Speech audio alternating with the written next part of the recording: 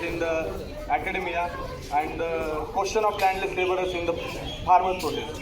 So everybody know about the farmers protest, which is very much popular in media also and in academic also, that how farmers are standing against the corporate and against the BJP RSS agenda of commercializing the farmers.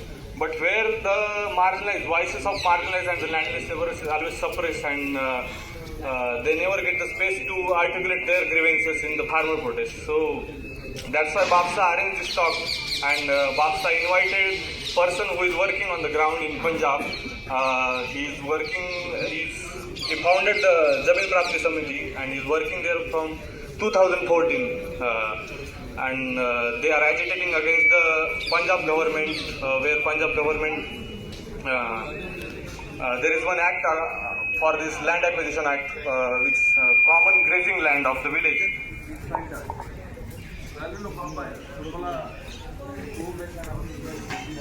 So that common grazing land should be distributed to the Dalits, who are the 32% of the Punjab population.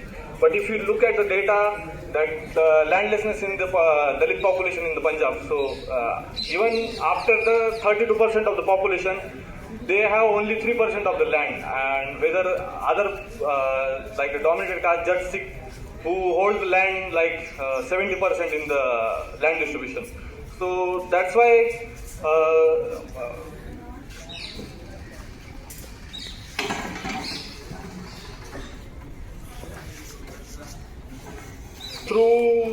from starting, where land reforms took place through the Congress government, and that land distribution in every state, we see that exclusion of Dalits from the land distribution is everywhere. So that's why we invited to talk to Mukesh Maluji to articulate the grievances of the Dalits and their agitation in the Punjab for the landless laborers.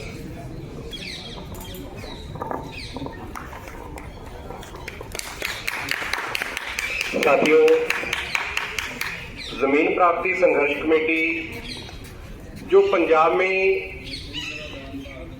बेजमीने जो दलित हैं, उनके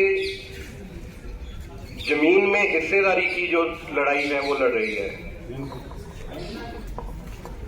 और जमीन का सवाल जितना बड़ा है, क्योंकि पंजाब में तो अगर हम कहें कि ये कल्चर है कि जिसके पास जमीन है उसी की हर जगह चलती है, क्योंकि अगर हम किसी भी तरह से इस चीज को देखते हैं तो जमीन का सवाल सबसे बड़ा सवाल है जो निकलकर सामने आता है। बहुत सारे लोगों को लगता है कि जमीन का कोई सवाल ही नहीं है। बहुत सारे लोग ये भी मानते हैं कि कोई कास्ट का भी क्वेश्चन नहीं है। तो हर सेक्शन के लोग अपने अपने हिसाब से इस बारे में सोचते हैं। लेकिन जब जमीन प्राप्ति संघर्ष समिति का हमने गठन किया तो हमारे अंदर भी ये सवाल था कि गवर्नमेंट बहुत सारी सुविधाएं, जो सस्ता अनाज या और बहुत सारी सुविधाएं देती है और बोलते हैं कि हम आपको ये कुछ ना कुछ जो रियायतें हैं दे रहे हैं और आप इसी में खुश रहो। लेकिन हमने इस बात से साइड होकर हमने कहा कि हमें जो हमारी जमीन में हिस्सेदारी है वो मिलनी चाहिए। बहुत सारे कानून भी बने, लेकिन उन कानूनों की इम्प्लीमेंटेशन का मामला था। ये पंजाब में कानून 1964 में बनता है कि 1/3 जो पंचायत लैंड है, गांव में जो पंचायत है उसके पास जो जमीन है उसका 1/3 जो दलितों के लिए रिजर्व है वो लीज पे वही ले सकता है, आगे भी नहीं दे सकता। ये कानून तो बहुत समय पहले बन गया, लेकिन जमीन जब लेने की बात आई तो गांव में एक लाइन खींचकर जो लड़ाई हुई, इस पूरी स्ट्रगल के दौरान लगभग 40 से ज्यादा जो FIR दर्ज हुई कि भाई इन लोगों को जमीन नहीं मिलनी चाहिए। इसमें जो गांव के बड़े जमींदार हैं उनसे लेकर चाहे वो सरकारी अधिकारी है, चाहे वो गवर्नमेंट है, सबका एटीट्यूड सेम कि जमीन की बात नहीं, हालांकि कानून के मुताबिक उनकी है, लेकिन फिर भी उनको वो जमीन नहीं दी जाती थी। तो हमने उस हिस्सेदारी के लिए लड़ाई लड़ी और आज लगभग 20,000 बीघा जमीन जो दलितों के पास है, इस स्ट्रगल के बाद, इन 10 सालों की स्ट्रगल के अंदर, और इस जमीन ने गांव में उनकी जिंदगी है बदल के रख दी। क्योंकि पहले क्या होता था कि किसी दलित के पास कोई गाय भैंस रखी है तो उसका चारा लेने जाने के लिए उसे खेत में जाना पड़ता था, तो उसको एक्सप्लॉइट किया जाता था। मतलब बहुत बुरा बिहेव जो उन खेतों में उनके साथ होता था। लेकिन अब जब उन लोगों को अपनी जमीन मिली, तो आज की जो सिचुएशन है, मैं एक गांव की बात आपसे जरूर साझी करूंगा कि अभी हम लोग जब गांव का चक्कर लगा रहे थे तो एक गांव में मतलब औरतों ने इकट्ठी होकर वो जमीन ली थी और वो बता रही थी कि आज जो गांव के जमींदार हैं वो हमारे खेत से जो साग है ना वो लेकर जा रहे हैं। मतलब ये बात अपने आप में बहुत बड़ी थी, क्योंकि जो गांव के जमींदार हैं उन लोगों ने हरा चारा बीजना बंद कर दिया, वो एक नया आचार का सिस्टम आ गया, मतलब वो उससे बाहर हुए। अब वो जो जमींदार हैं वो भी दलितों के खेतों में से वो चारा लेने मतलब उनको आना पड़ गया। ये मतलब इन 10 सालों की स्ट्रगल का रिजल्ट है। नहीं, जब ये स्ट्रगल शुरू की थी तो बहुत सारे लोग ये बोलते थे कि भाई दलितों की कोई जमीन नहीं है, ये काम कर सकते हैं लेकिन जमीन इनकी कोई नहीं है। लेकिन हम लड़े और हमने इस बात को साबित किया कि हमारी भी जमीन हो सकती है। और अभी जो लैंड रिफॉर्म 1972 का है उसके हिसाब से 17.5 एकड़ से ऊपर कोई जमीन नहीं रख सकता पंजाब में एक परिवार।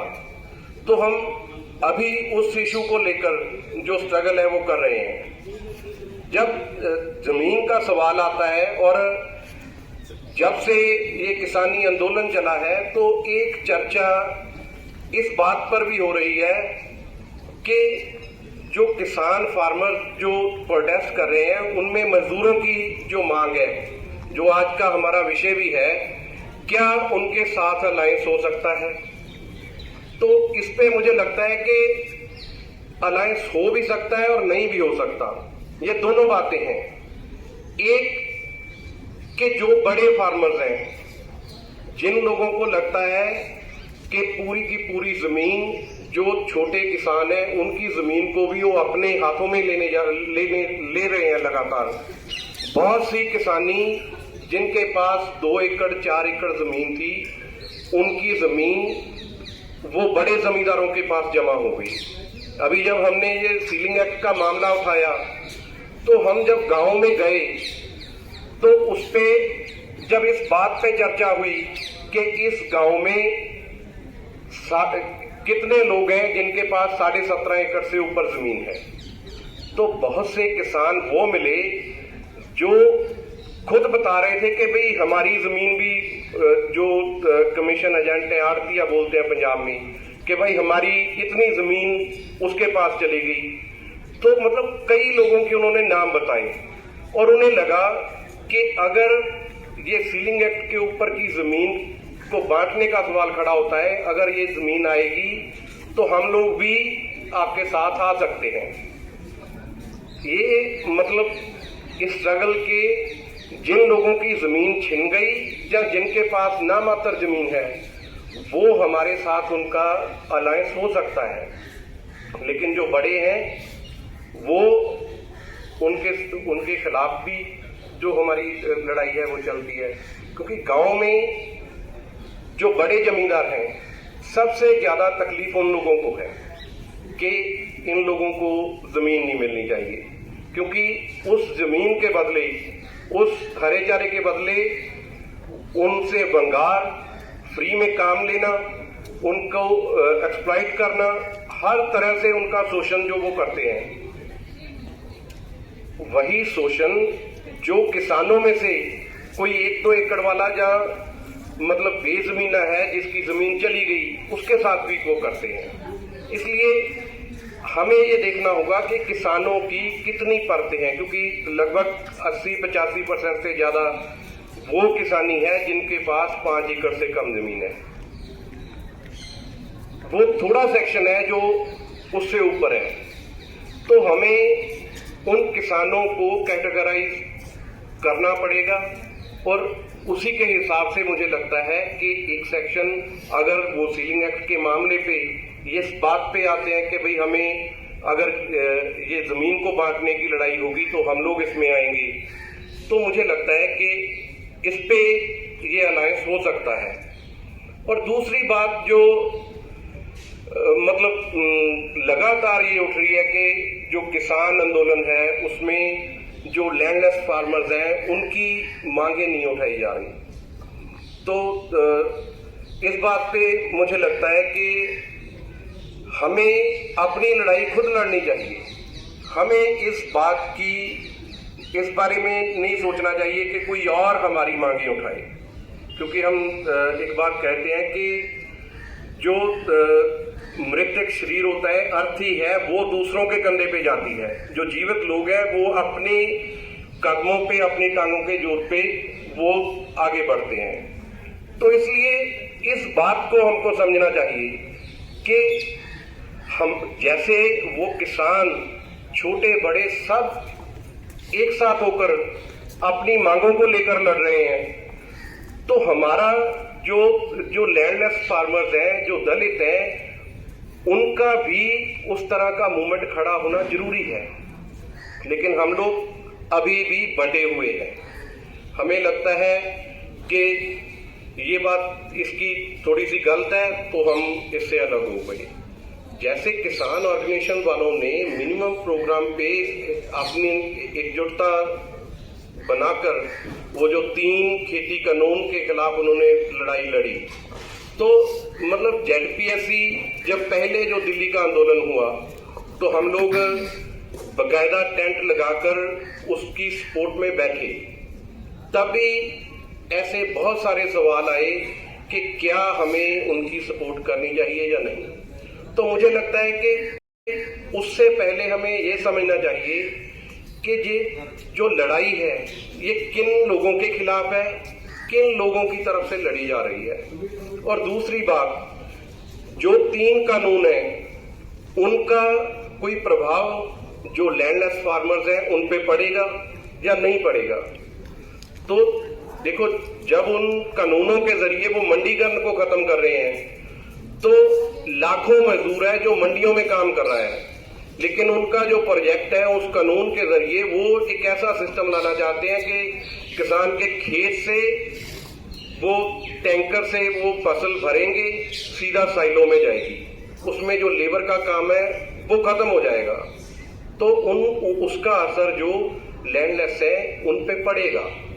दूसरी बात, जो तीसरा कानून था वो जो फूड सिक्योरिटी का मामला है, उससे फूड सिक्योरिटी वाले मामले से वो बाहर कर रहे थे। तो इसका असर भी जो जमींदार हैं उनके पास तो जमीन होगी, वो अपना अनाज उगा लेंगे, लेकिन जो लैंडलेस हैं वो किस तरफ जाएंगे। अगर कॉर्पोरेट का कब्जा होता है तो उसका असर जो लैंडलेस है उन पे ज्यादा होगा। उनके लिए खतरनाक तो एक ही था कि उन लोगों की जमीनें एक बड़े कॉर्पोरेट के हाथ में जा रही थी, वो इसलिए लड़े। और इससे भी बड़ी बात कि ये लड़ाई थी किन लोगों के खिलाफ। वो मोदी जो बोलता था कि पीछे नहीं हटूंगा, जिसका वो फाशिज्म का रथ जो दौड़े आ रहा था, उसकी ब्रेक लगाने की किसी में मतलब कोई ऐसी ताकत नजर नहीं आ रही थी। और इस किसानी आंदोलन ने उस बात को पलटा। जो एक पूरा ऐसा नैरेटिव सजा गया था कि जो मोदी ने बोल दिया वो पीछे नहीं हटता, वो तो हो गई, तो उसको पलटने के लिए मजबूर किया उन लोगों ने। तो हमें लगता है कि अगर वो लड़ाई उन मनुवादियों के खिलाफ है तो हमें उनकी सपोर्ट करनी चाहिए। इस पे भी हमारी अलग अलग समझ है कि किसको कितनी करनी है। मान लो वो मनुवादियों के खिलाफ लड़ रहे हैं तो हम कहेंगे कि इनकी लड़ाई जायज है। अगर वो कॉर्पोरेट के खिलाफ लड़ रहे हैं तो हम कहेंगे कि इनकी लड़ाई जायज है। लेकिन इसका ये भी मतलब नहीं कि हम पूरी अपनी स्ट्रेंथ लेकर उनके जो प्रोटेस्ट है उसमें शामिल हो जाएं। हमें लगता है कि वो अपनी मांगों पे लड़ रहे हैं, हमें अपनी मांगों पे अपना आंदोलन खड़ा करना चाहिए। और एक बात बिल्कुल साफ है कि अगर हम अपनी ताकत खड़ी करने में कामयाब होते हैं तो कुछ बात बन सकती है। मैं एक वाकया आप लोगों के साथ साझा करना चाहता हूं। जब जो पंजाब में नरमा पट्टी का इलाका है, वहां पे उन लोगों की फसल खराब हुई, किसानों की फसल खराब हुई, तो किसान ऑर्गेनाइजेशनों का जो 7 किसान ऑर्गेनाइजेशन थी, उन लोगों ने एक साझा मोर्चा बनाकर उस लड़ाई को लड़ना शुरू कर दिया कि भाई इनको मुआवजा मिलना चाहिए, किसानों का नुकसान हो गया। हमने कहा कि जिन लेबर वालों ने वो नरमा चुगना था, उसमें लेबर लगनी थी, उनका भी नुकसान हुआ है, उनको भी कोई मुआवजा मिलना चाहिए। हमने कहा कि हमें जो एक 7 किसान ऑर्गेनाइजेशंस हैं इनके फ्रंट में शामिल कीजिए, क्योंकि अब हमारे लोगों के पास भी जमीन है, हम चाहे हमें लीज पे मिली है लेकिन हमारे पास जमीन है, लेकिन उन लोगों ने हमें अपना हिस्सा बनाने से इनकार कर दिया। जो उनकी मतलब ब्लॉक लेवल की टीम थी, वो लोग हमसे मीटिंग में पूरा तय कर लेते हैं कि हाँ भाई हम इसे साझे तौर पे करेंगे, लेकिन जब हम उस स्टेज पे जाते हैं तो उसी ऑर्गेनाइजेशन का एक सीनियर लीडर ये बोलकर कि भाई इन लोगों को बाहर करो, इनको स्टेज पे बोलने का कोई हक नहीं है, इनके साथ हमारा कुछ नहीं है। ये पोजीशन हुई, लेकिन हमने उसके अलावा उसके 1 महीने बाद दोबारा रेल रोकने का उन्होंने कॉल दिया, तो हमने उनके बिना रेल रोकी, हमने अपनी पूरी ताकत झोंक कर वो लड़ाई लड़ी और उस बात का रिजल्ट हमने देखा कि जो किसानों को मुआवजा मिला, जो कॉम्पनसेशन उनको मिला, 10% जो लैंडलेस लेबरर थे उनके लिए भी आया। और वही ऑर्गेनाइजेशन जो हमसे माइक पकड़कर बोली थी कि भाई इनको नहीं यहां रखना, जब जलूर में हमारे ऊपर रिप्रेशन हुआ जमीन के सवाल पे, तो वही ऑर्गेनाइजेशन अपनी पूरी ताकत लेकर हमारी सपोर्ट पे आ गई। तो हम इस बात को कैसे मतलब देखेंगे? मामला हमें हमारी ताकत खड़ी करने का है। अगर हम कहेंगे कि ये भाई वो ये नहीं कर रहे, वो ये नहीं कर रहे, तो मुझे लगता है कि किसी को दोष देने की बजाय हम अपना संगठन मजबूत करें। अगर हमारा संगठन मजबूत होगा तो वो हमसे बात करने के लिए भी आएंगे और गवर्नमेंट भी हमसे बात करेगी। और सवाल हमारे वजूद का है, अगर हमारे पास कुछ होगा तभी दूसरा हमें कुछ समझेगा। और अगर हम कहें कि कोई और हमारी मांगों को लेकर लड़े, तो मुझे लगता है कि इस बात को हमें विचारना चाहिए कि हम अपनी लड़ाई खुद लड़ें। और ये जमीन की लड़ाई लड़कर हम लोगों ने इस बात को साबित किया है पंजाब में कि अगर लड़े तो हमारे लोगों के पास आज 20,000 बीघा जमीन वो आई है। इसलिए इस बात पे जो बात है खड़ी है, तो इसके बारे में आपके मुझे लगता है जब कोई सवाल जवाब होगा तो ज्यादा ठीक रहेगा।